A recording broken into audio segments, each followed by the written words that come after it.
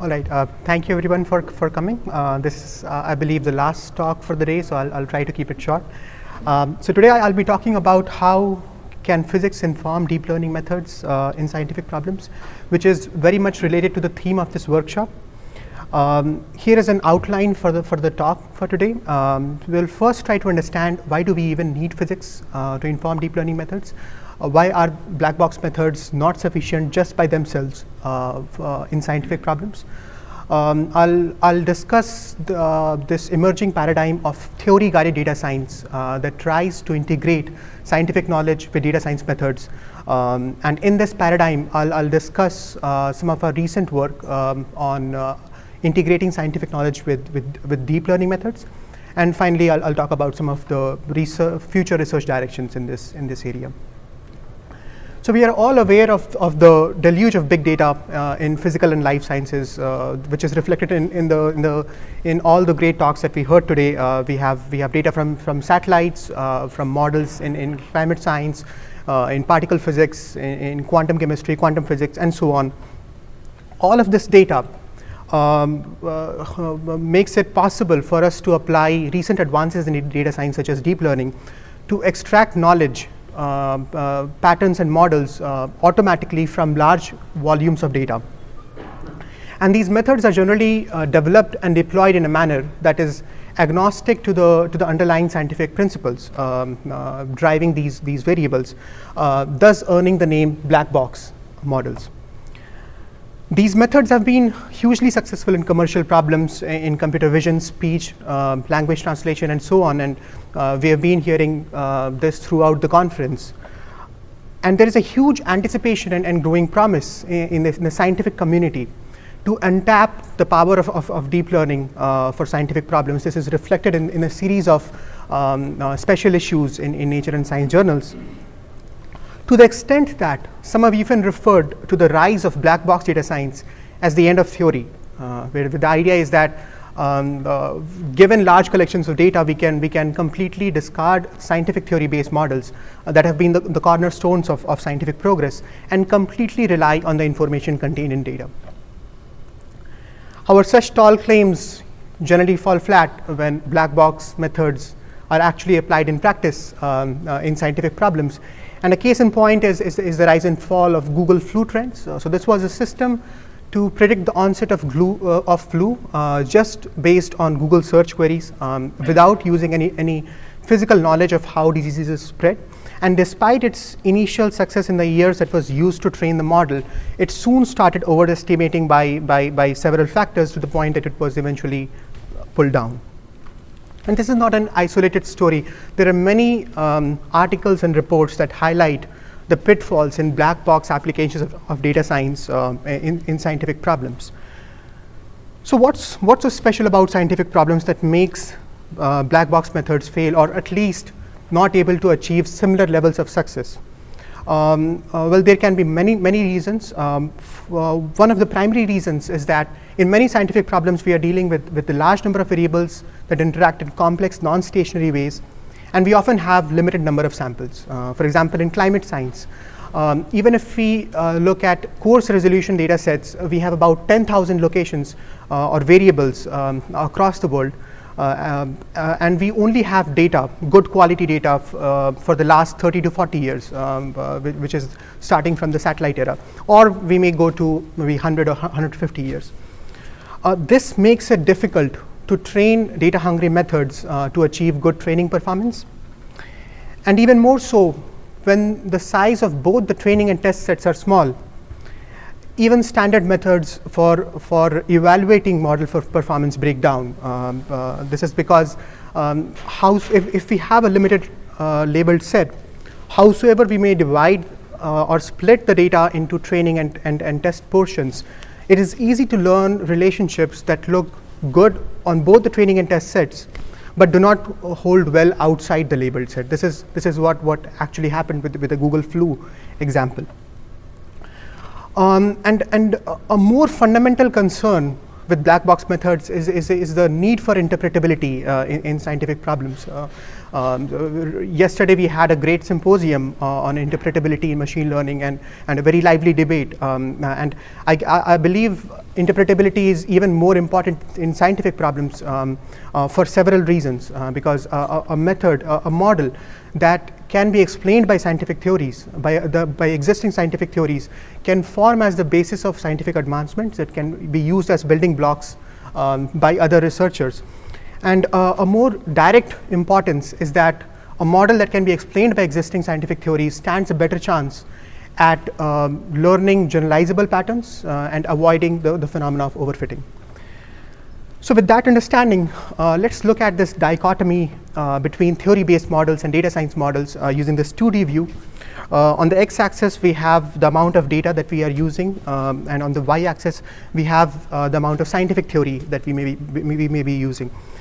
And in this space, theory-based models would reside in this particular region where they make ample use of scientific theories that can range from closed form equations to numerical models of dynamical systems.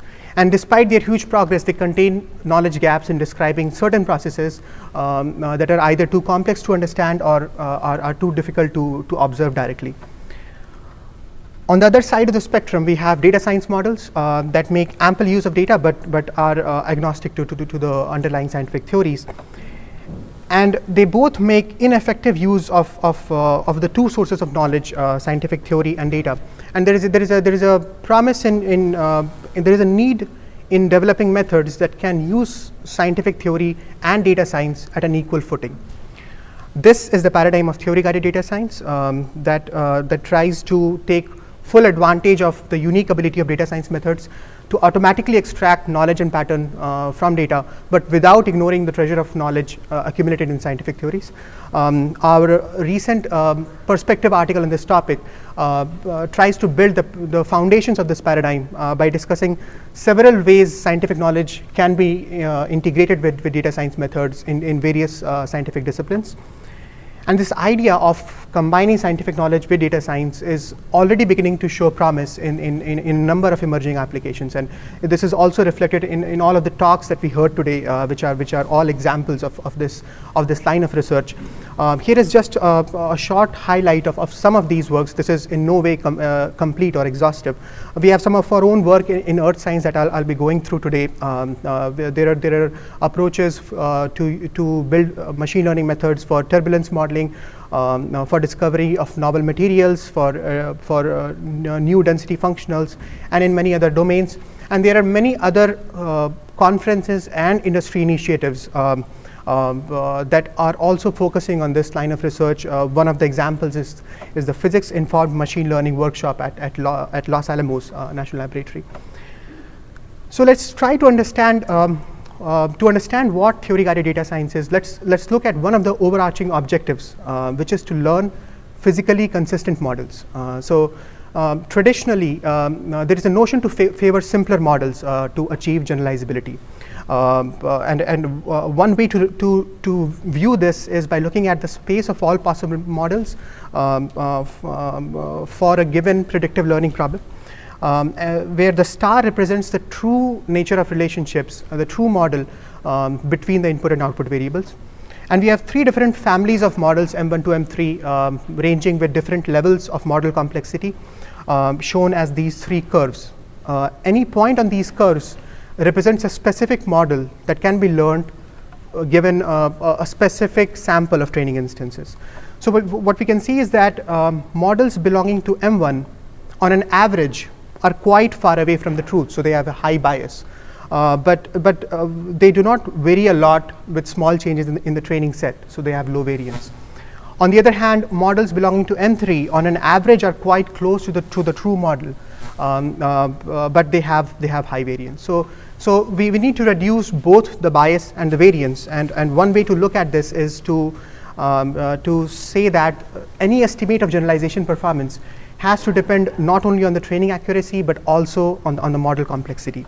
So we want to be as close to the true model as possible without having a lot of variance. And this is at the heart of several machine learning algorithms that try to use different notions of model complexity rooted in statistical principles. But in scientific problems, there is another source of knowledge that can be used to make this trade-off, which is the physical consistency of the model. So the basic idea is that if we can prune spaces of models that are inconsistent with our available scientific knowledge, we can reduce the variance without likely affecting the bias. So this would result in a revised notion of generalization performance that depends not only on the accuracy and the model complexity, but also on the physical consistency of the model. So this is at a very high level what the goal of physics-guided neural networks or theory-guided data science is. And what I'll talk about next is a specific framework for learning physically consistent neural networks, which is physics-guided neural networks. This is a work that is in submission at SDM, and a preprint of this work is available on arXiv. To illustrate this framework of PGNN, let's look at an example problem of lake temperature modeling. So in this problem, the basic goal is, given a list of input drivers, such as the amount of radiation, air temperature, and so on, we want to model the temperature of water at every depth in a given lake across time. So this is looking at a 1D modeling of temperature over time. And the basic approach is to use a physics-based model. So the state-of-the-art physics-based model is a general lake model, GLM, and just like many other physics-based models, it involves parameters that have to be calibrated individually for every lake, and this really improves the performance of the model. For example, for a given example lake in Minnesota, if we use the uncalibrated model, which uses generic parameters that haven't been tuned for this specific lake, but work reasonably well over a majority of lakes, we have an RMSE in the model predictions as 2.57 degrees Celsius. But if we use the labeled data for this particular lake to fine-tune the model, we can achieve an RMSE of 1.26 degrees Celsius. But this comes at a cost of the amount of data, the labeled data that we need for calibration, and the many of these calibration methods are computationally expensive. So the hope is, can we use machine learning to help in this process, to achieve better performance with limited training sizes and with limited computational resources. And one naive solution could be to train a black box model that takes us from the input drivers directly to the target output without using any physical knowledge. But in the presence of physical knowledge, we can do more. And the first and the most simple way of using physical knowledge is to use the output of a physics-based model as an input in a neural network. So along with the input drivers, we can also use the outputs of a physics-based model in the input layer of a neural network, and we can have multiple of these hidden layers fully connected to finally give us the estimate of the temperature y hat on the output layer. This is in some sense trying to build hybrid physics data models, where we are trying to see if a neural network architecture can estimate the residuals of the physics-based model using the feature space of the input drivers.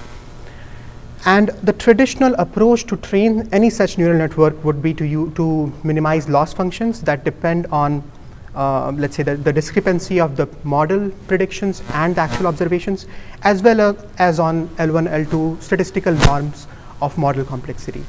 But apart from these two losses, we can also use loss functions that measure the consistency of the model with respect to physical principles. So the basic idea is, any model that makes estimates of temperature should be aware that temperature is related to many other physical variables through these physical relationships. For example, temperature is directly related to the density of water through this nonlinear physical relationship, where water has maximum density at 4 degrees Celsius, excluding the salinity of water. and the density tapers off as we move away from 4 degrees Celsius. So any estimate of temperature can be converted using this physical relationship to an estimate of density, rho hat. And once we have these estimates, we can exploit a key physical constraint between the density and the depth of water, which is that denser water goes down to the bottom of the lake and thus is at a higher depth. So if we increase the depth of water, we would see that the density would monotonically increase.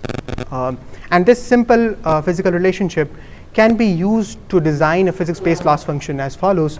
For any two consecutive depth values, we can look at the difference in the density estimates at those two depth values, shown here as delta I, and this delta I has to be greater than or equal to 0.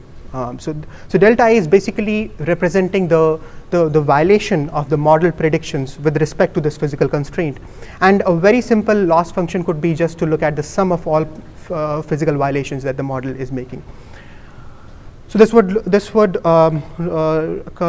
lead to the following estimate of loss function, where along with the training loss and L1, L2 norms, we are also using a physics-based loss function with a proper hyperparameter along with it.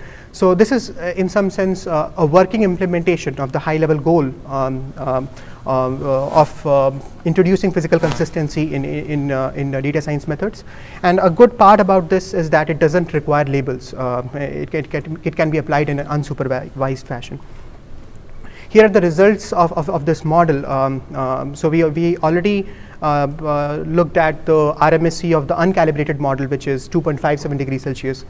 If we instead apply a black box neural network, we can achieve an RMSE of 1.77, which is somewhat better. But if we combine both of them and use physics-based loss function, we can achieve an RMSE that is better than both of them. It is even better than the most finely tuned calibrated GLM model. So this demonstrates that physical consistency can ensure generalizability. And another advantage with this is that it can produce results that are physically meaningful. To show you that, here are the density profiles of 4 different models on this particular lake for a given time. The blue curve shows you the density profile for the uncalibrated model. The red curve shows you the density estimate of the calibrated model. And you can see that there is this bias in the uncalibrated model, which is the horizontal shift. If we use a black box neural network, it is able to rectify this bias, but it produces physically inconsistent solutions, because the density first increases as we increase the depth, but then it starts decreasing. So it's not physically meaningful. On the other hand, the black curve shows the PGNN framework, which is able to rectify the bias as well as capture more variations than captured by the red curve, which almost goes flat in the upper and lower portions of the lake. And it's able to do this while being physically consistent. And this is just for one single time step, but we can look at many other time steps where similar results would show up. So this work is part of a bigger goal of theory-guided data science, and there are several future research directions that need to be explored. We already talked about ways to use physics to guide the learning of data science models using loss functions, but there are many other approaches. We heard about the use of pivot constraints, which is another example of theory-guided learning.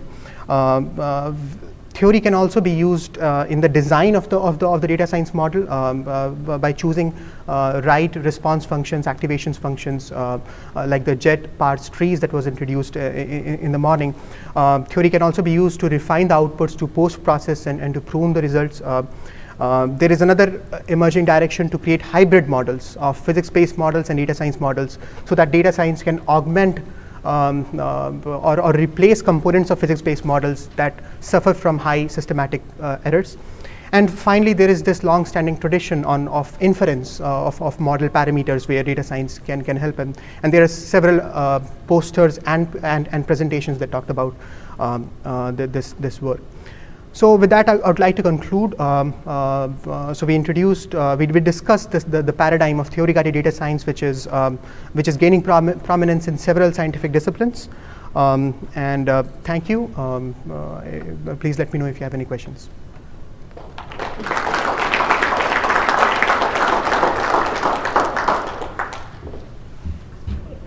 Thank you. So we have time for one question. Okay. Neural net are very good at interpolating, but what about extrapolating to a region outside the area where it has been trained? So how do you know that the neural net is not extrapolating and you don't have any control? So the question is, how do we know that the model is not extrapolating and interpolating? Well, if we are working in regions of feature space where we do not have samples, we can look at not just the predictions, but also how confident are the model predictions in those feature spaces. And if we do not have samples, the confidence should be low. So I think combining model predictions with the confidence scores is one way to look at that. Great, thank you.